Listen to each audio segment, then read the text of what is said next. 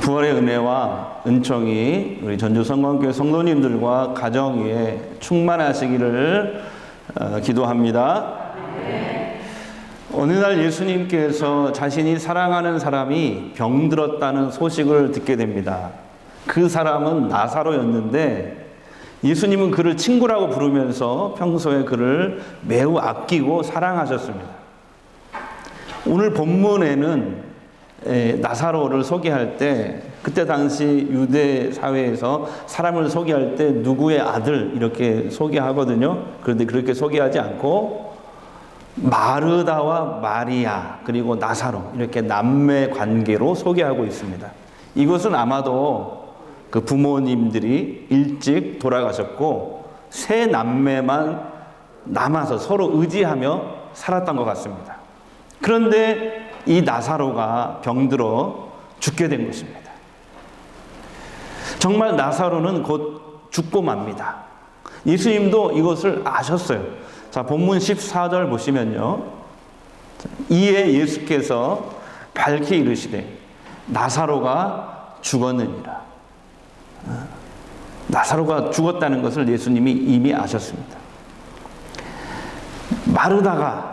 마리아가 서로 믿고 의지하며 산 나사로, 그리고 예수님이 친구처럼 여기고 사랑했던 이 나사로가 죽은 것입니다. 이 나사로가 죽은 것을 아시고 예수님이 어떻게 하셨을까요? 이제 무엇을 하셨을까요? 예수님은 제자들에게 나사로가 사는 동네인 베다니 마을로 가자라고 제자들에게 말씀하십니다. 그러나 제자들은 예수님을 말립니다. 왜냐하면 얼마 전에 유대인들이 예수님을 죽이려고 위협한 일이 있었거든요. 그러니까 지금 베다니로 가는 것은 매우 위험하다라고 예수님을 얘기하는 것이죠. 이 지도를 한번 보십시오. 예루살렘에서 이 베다니 이 동네까지는 약 3km 정도가 됩니다. 그러니까 걸어서 한 1시간이면 오갈 수 있는 거리예요. 가까운 거리거든요. 그러니까 예루살렘 유대 지도자들이 이 자객을 풀어가지고 예수님을 얼마든지 체포하거나 공격할 수 있기 때문에, 이런 위험 때문에 예수님의 제자들이 예수님을 말린 것이죠. 그러나 제자들의 반대에도 불구하고 예수님은 베다니로 가십니다. 예수님께서 이 베다니에 도착하셨습니다. 그랬을 때 이미 나사로는 죽어서 나흘이나 된 상태입니다. 유대 사람들은 사람이 죽으면 우리처럼 땅에 바로 묻는 게 아니고 몸이 탈골될 때까지 동굴 무덤에 시신을 넣어놓거든요. 그리고 나서 그 뼈 한 2년 후에 다시 들어가서 다시 이장을 합니다. 그 우리하고 조금 달라요. 어쨌든 이 죽은 나사로를 동굴 무덤 속에 집어넣고 그다음에 입구에 돌을 이렇게 막아놓는 상태이죠. 그렇게 나흘째가 된 날이에요. 자, 17절을 보시죠. 함께 읽겠습니다. 예수께서 와서 보시니 나사로가 무덤에 있는지 이미 나흘이나. 여기서 무덤은 동굴 무덤을 얘기하는 것입니다. 먼저 마르다가 찾아오신 예수님을 맞이합니다. 마르다는 예수님이 함께 계셨더라면 나사로가 죽지 않았을 것이라면서 슬퍼했습니다. 그런데 예수님은 마르다에게 말씀하십니다. 마르다야, 나사로가 다시 살아날 것이다. 네. 그런데 마르다는 예수님이 마지막 날의 부활에 대해서 말씀하신다고 생각합니다. 이 말씀. 그러니까 마르다는 부활에 대한 믿음은 있었지만 예수님이 지금 당장 나사로를 살릴 수 있다는 이 온전한 믿음은 없었던 것이죠. 예수님은 이런 마르다에게 자신이 누구인지를 가르쳐 주십니다. 그리고 마르다에게 내가 하는 말을 믿는지 물어보십니다. 자, 본문 25절 26절입니다. 예수께서 이르시되 나는 부활이요 생명이니 나를 믿는 자는 죽어도 살겠고 무릇 살아서 나를 믿는 자는 영원히 죽지 아니하리니 이것을 내가 믿느냐. 앞에서 우리가 살펴본 것처럼 예수님은 죽은 나사로를 그냥 두지 않으셨습니다. 유대인들의 위협과 그리고 제자들의 반대에도 나사로를 찾아오신 것입니다. 예수님은 우리가 질병과 같은 이 고난을 겪고 있거나 심지어 죽음에 처해 있을 때에도 우리를 그냥 내버려 두지 않으시는 분이십니다. 우리의 고난과 그 죽음의 자리에 찾아오시는 분이십니다. 여러분은 지금 어떤 고난과 고통을 겪고 계십니까? 지금 여러분이 어떤 고난과 고통을 겪고 아파할지라도 우리 주님은 기억하십시오. 여러분을 그냥 내버려 두지 않으십니다. 여러분을 찾아오십니다. 여러분과 함께 하십니다. 그래서 고난의 상황과 그 고통의 감정에만 빠져있지 말고 우리를 찾아오신 주님을 바라보시기 바랍니다. 이제 동생 마리아도 예수님을 맞이합니다. 이 동생 마리아는 평소에 조용하고 차분한 성격입니다. 그러나 예수님을 보자마자 그 앞에 엎드려가지고 통곡하면서 우는 거예요. 마리아는. 그러면서 마리아도 마르다처럼 예수님이 여기 계셨더라면, 다시 말하면 예수님이 좀 더 일찍 오셨더라면 나사로가 죽지 않았을 것이라면서 아쉬움과 절망의 눈물을 흘렸습니다. 곁에 있던 유대인들도 다 울었습니다. 예수님은 마리아와 사람들이 이렇게 우는 것을 보시고 비통함과 불쌍함을 느끼셨습니다. 그리고 나사로가 누워있는 무덤에 도착하셨을 때 그때 예수님도 눈물을 흘리십니다. 예수님이 딱 2번 눈물을 흘리시는데 그 한 번입니다. 자, 33절 35절 읽겠습니다. 예수께서 그가 우는 것과 또 함께 온 유대인들이 우는 것을 보시고 심령에 비통히 여기시고 불쌍히 여기사 이르시되 그를 어디에 두었느냐 이르되 주여 와서 보옵소서 하니 예수께서 눈물을 흘리시더라. 예. 여기 비통히 여기시고 다 같이요. 비통히 여기시고 여기에 해당되는 그 원어 성경 헬라어 단어는 엠브리 마오마이입니다. 이 뜻은요 분노하다 이런 뜻이에요. 비통히 여긴다는 말이 원어 성경에는 분노하다. 그러니까 예수님이 분노하시면서 동시에 사람들을 불쌍히 여기시면서 눈물을 흘리신 거예요. 분노도 하시고 불쌍히 여기시면서 눈물을 흘리신 거죠. 여러분, 예수님의 분노와 이 눈물을 어떻게 우리가 이해해야 될까요? 비통히 여기사 분노하셨거든요. 이런 상황에서 뭘 분노하시지? 네. 지금 예수님은요 죽음으로 벌어진 인간의 현실에 공감해 주시는 거예요. 예수님은 하나님께서 창조하신 인간이 죄로 인해서 죽게 되고 죽음 앞에서 무력하게 소멸되는 것을 보고 지금 분노하시는 거예요. 죽음 앞에서 아무것도 할 수 없어 절망하고 슬퍼하는 그 사람들을 불쌍히 여기시며 우시는 겁니다. 이게 비통해하며 불쌍히 여기시며 눈물 흘리셨다 이 뜻입니다. 예수님은 고통 중에 있는 우리를 그저 팔짱 끼고 쳐다보시는 분이 아니시라는 거죠. 때로는 분노로, 때로는 눈물로 우리가 처한 상황을 아주 깊이 공감하시는 분이십니다.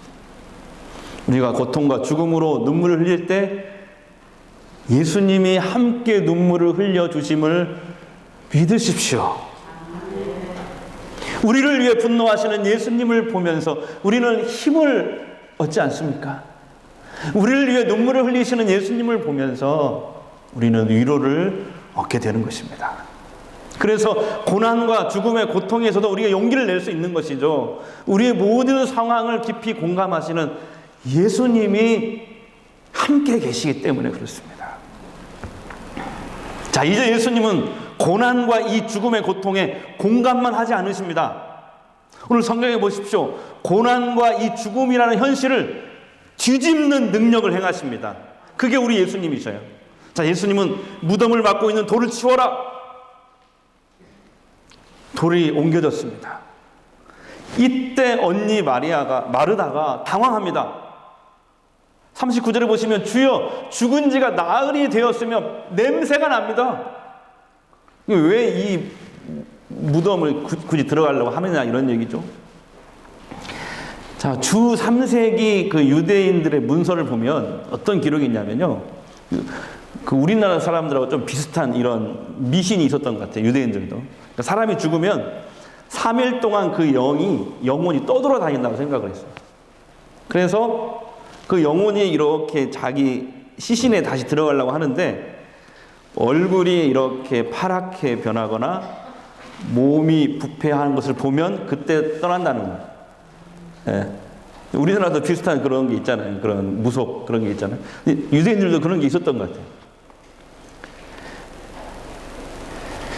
자, 그래서 이런 배경에서 보면 나사로는 지금 나흘 동안이나 무덤에 있었고 심지어 부패가 시작되어 냄새까지 납니다. 그래서 나사로가 다시 살아난다는 것은 마르다가 생각할 때는 이건 도저히 있을 수 없는 일이고 불가능한 일처럼 보였던 것입니다. 그러나 당황하며 주저하는 마르다에게 예수님은 아주 단호한 어조로 믿음을 강조합니다. 자, 40절 우리 큰 소리를 함께 읽겠습니다. 시작. 내가 뭐하면? 믿으면 오늘 믿음을 2번이나 강조했거든요. 예수님은 믿으면 하나님의 영광을 보리라. 아멘. 무덤을 막은 돌이 옮겨지자 예수님은 하늘을 우러러서 기도하십니다. 아버지여, 지금까지 한 번도 내 기도에 응답 안 하신 적이 없으시잖아요. 그러면서 기도를 하시면서 기도를 마치신 후에 그 죽은 나사로 시체를 향해서 이야기입니다. 43절 보시면 나사로야 나오라. 예수님이 명령하신 죽음을 향해서 아주 당당하게 외치시고 명령하시는 거예요. 그때 놀라운 일이 벌어집니다. 예, 제가 그림을 하나 다운받았는데 이렇게 죽은 자가 살아서 무덤 밖으로 걸어 나온 거예요. 할렐루야. 죽었던 나사로가 수의를 입은 채로 살아서 움직이는 거예요. 한번 상상해 보십시오. 그 뒤에 마르다, 마리아뿐만 동네 사람들 얼마나 많은 사람들이 있었을까. 예수님 가는 곳마다 사람들이 많이 있었잖아요. 막 박수를 치고 환호를 하면서 할렐루야를 하지 않았겠습니까? 여러분, 이 죽었다 살아난 자가 누구예요? 나사로. 동시에 예수님이 다시 오실 때 재림하시는 날 살아날 우리들이기도 합니다. 왜 그래요? 예수님이 나사로를 살리기 전에 사람들에게 이미 말씀하신 게 있어요. 요한복음 5장 25절입니다. 함께 읽겠습니다. 진실로 너희에게 이르노니 죽은 자들이 하나님의 아들은 누구예요? 예수님의 음성을 들을 때가 오냐. 이때는 재림의 때예요. 곧 이때라. 듣는 자는 살아나리라. 아멘. 예수님은 나사로를 살리심을 통해 나는 부활이요 생명이니 라는 말씀이 참된 말씀임을 증명하신 거예요. 이제 우리에게 중요한 질문 하나가 남습니다. 우리도 언젠가 죽게 되죠? 네. 그 죽음 이후 우리도 부활하기 위해서 주님이 우리에게 요구하신 딱 한 가지가 있어요. 네. 오늘 본문에도 2번이나 강조했죠. 그게 바로 믿음입니다. 믿음. 예수님이 부활이요 생명이며 언젠가 재림하실 때 나도 다시 살릴 것이라는 이 믿음입니다. 예수님은 마르다에게 강조한 것처럼 오늘 우리들에게도 이 믿음을 강조하고 약속의 말씀을 주십니다.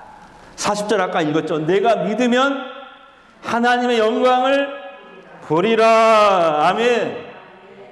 코로나19로 말미암아 전 세계가 순식간에 지금 패닉에 빠져 있지 않습니까? 코로나19는 우리들의 착각을 철저하게 깨우쳐준 역사적인 사건이라고 할 수가 있겠습니다. 그동안 사람들은 착각 속에 빠져 살아왔습니다. 우리 인간이 꽤나 지혜로운 줄 알았습니다. 우리 인간이 꽤나 대단하고 능력 있는 존재인 줄 알았어요. 인간의 힘으로 쌓아올린 경제적인 부가 가지고 있는 힘이 무한대인 것처럼 착각했습니다. 그러나 불과 한두 달 사이에 한번 보십시오. 세계 경제가 아무것도 아니죠. 순식간에 무너지죠. 무방비로 무너지죠. 더 놀란 거 있죠. 이번 주에 세계 최강이라고 하는 미국과 유럽이 완전히 맥없이 당하지 않습니까? 눈에 보이지도 않는 이 작은 바이러스 하나에도 꼼짝없이 당하는 게 바로 우리 인간이에요. 코로나뿐만이 아니에요. 세상은, 사탄은 우리 연약함을 표적 삼아 사망으로, 죽음의 공포로 우리를 위협할 것입니다. 우리를 절망케 합니다. 그러나 우리는 부활의 믿음이 있습니다. 아멘. 부활의 믿음이 있어요. 삶의 과정이 고통스러울 수 있어도 그것이 끝이 아니다. 그게 전부가 다 아니다. 죽음이 끝이 아니다. 이 고통이 다 끝이 아니다. 나의 끝은 죽음이 아니라 죽음 뒤에 주님의 재림 때 생명의 부활로 내가 일어나는 것이 나의 결말이다. 나의 끝은 영생이다. 나의 끝은 하나님 나라이다. 나의 끝은 천국이다. 눈물도 근심도 아픔도 슬픔도 없는 영원한 하나님 나라인 것입니다. 여러분, 이 소망을 가지십시오. 이 부활의 믿음을 가지십시오. 이 부활의 소망과 믿음을 가지면요, 살면서 어떤 절망과 죽음의 공포, 고통도 다 이겨낼 수 있는 거예요. 그래서 이번 한 주간 여러분, 골리앗과 같은 이 세상과 싸워 승리하는 저와 여러분이 되기를 주의 이름으로 축원합니다. 살아계신 주, 나의 참된 소망, 걱정 근심 전혀 없네, 전혀 없네.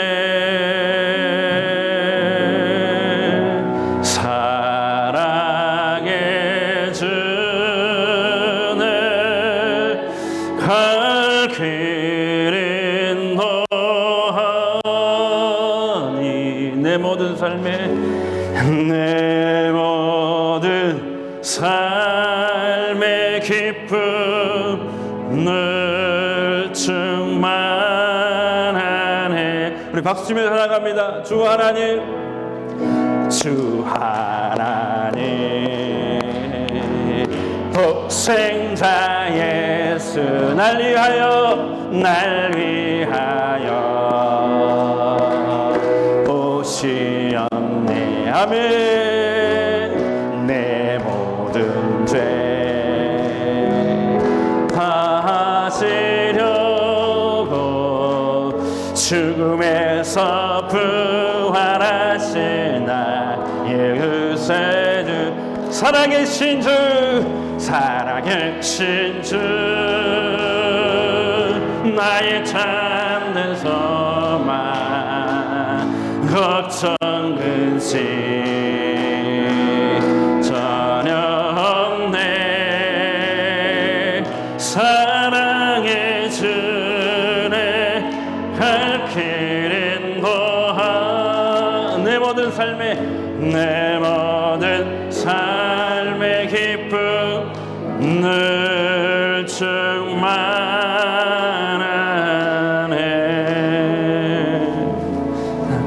이제 잠깐 우리 기도하겠는데요. 코로나19라는 고난과 죽음의 공포 앞에 섰습니다. 그러나 우리는 부활의 믿음으로 살기에 결국 최후의 승리를 믿습니다.